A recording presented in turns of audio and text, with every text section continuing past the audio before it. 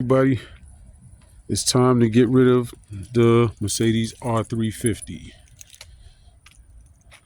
Now, as y'all know, it had an oil leak, it has a vacuum leak, but last night I pulled into the driveway and I turned the truck on. It was smoking a little, right? Obviously from the oil leak, but I pulled into the driveway and turned the car off, and about 20 seconds later, like some type of hose or line burst. I heard it just went poof. Then the car, a lot of smoke started coming from under the hood. And obviously it must have been like an oil line, because this is what it did. It leaked oil out of it. So I'm done with it. I don't even want the truck no more. It still starts. So the engine didn't blow up.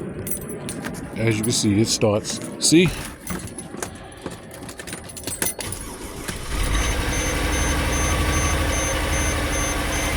It starts right up. So it's not an issue. The engine's not dead. Okay. Now, when whatever line burst, blew out, I thought it was coolant because I seen like a bunch of, I don't know, some type of fluid moisture like back behind here leaking down. Like I said, it looks like oil. And I know it was leaking oil from like right around, hold on, I'll take the engine cover. Somewhere right, well, you can see all the oil right there. That's the area all the oil is leaking from. So it has an oil leak. It has an obvious vacuum leak. You can't miss the vacuum leak because you can hear it whenever you start the car. You can literally hear. You can hear that it has a vacuum leak. Besides that, everything on the car is, well, on a vehicle, works pretty good. Only issues I have on the inside is my son kicked this when I first bought it and broke the AC vent off. And on the passenger seat, this button here works, but this button doesn't work. It's just a button. The motor's perfect because when I had the batteries replaced, the guy, he's a Mercedes technician, he hooked it to a computer and moved the seat back and forth. So he let me, so the motor's good. It's just this button. So I guess you got to take it out. I don't know if you got to change all this just to change this one button right here, but only this doesn't work. This works and all the memory seat things work. That's as far as, that's about the only thing that doesn't work. Then the one other thing, and I hear this is a common issue with these, I'll show you right now, is the radio. It stays like this. Like every once in a blue moon, it'll come on and show you the stations, but it just stays locked on the screen right here, so it doesn't work right. It won't let you put in or take out any discs, but you can turn the radio on, but it just stays locked on to whatever station is on. And when you back up, the backup camera doesn't come on. So just the radio, and that's really it. The radio and that one button is all that doesn't work. As you know, if you've been watching my videos, I just replaced this whole button. I have a whole video showing you how this is done. I replaced that. All that works fine. All the window switches, everything worked fine. It has the DVD, the rear entertainment system in it. That works, as you can see.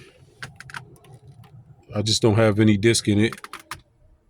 There's just no disc in it. But the rear entertainment system does work.